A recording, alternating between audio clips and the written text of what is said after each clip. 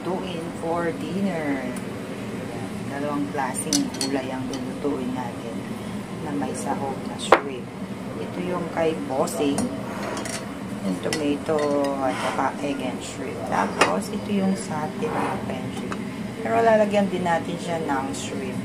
Itong vegetable, ayan, na-blanch na natin siya. Yung wood ear, broccoli at saka cabbage. So, ngayon, yung ating na marinate na shrimp.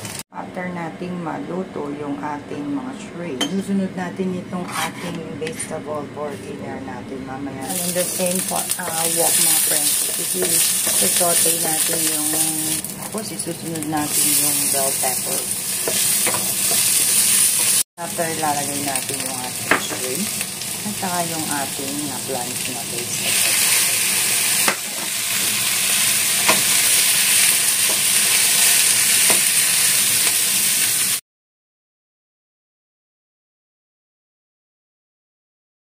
Na yung ating kawali, ito-fry na natin yung and ayan, nilito na yung ating tomato. Malambot na yung ating tomato, ibabalik na natin yung ating egg at saka yung shrimp.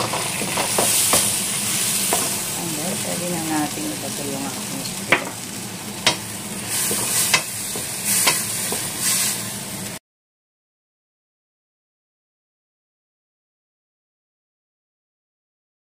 So, ito na yung ating nilutong recipe for tonight, mga friends.